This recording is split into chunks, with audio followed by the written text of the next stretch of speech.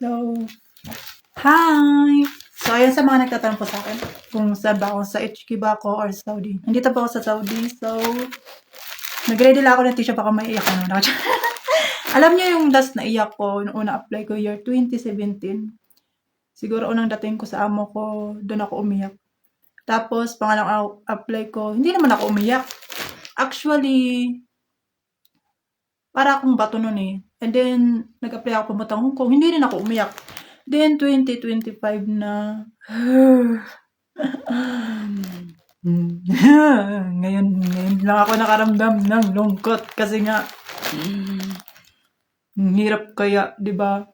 Yung akala mo, hirap talaga, promise. Tapos alam niyo ba kanina? Pagkatapos ng 1 hour na pahinga ko, lumabas ako, tinawagan ko ni amo. Sabi niya, did you cry? Ha? Sabi ko, hindi. No, did you cry? Parang kumaiyak sa harapan niya. Tumingin-ngiti na lang ako. Sabi ko, oh. Alam mo, mababait naman yung amo ko. Saka, nasa Pinas pa lang ako, nag-request na ako ng pahinga. Kahit 1 oras lang. So, ayun.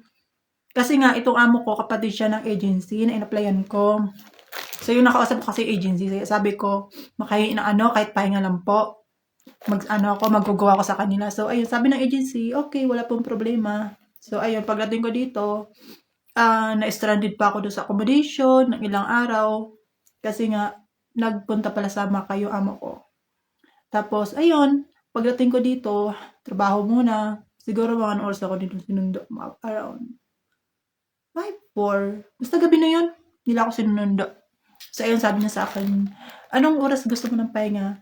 3, 4, or 5? Sabi ko, pwede na yung 4. 1 oras. Sabi niya, okay, walang problema. So, ayun lang talaga, mahirap talaga dito. Trabaho, saka yung kwarto ko. Ito yung kwarto ko. So, ito yung kwarto ko. Stock room. Ayun siya, ang aking kwarto.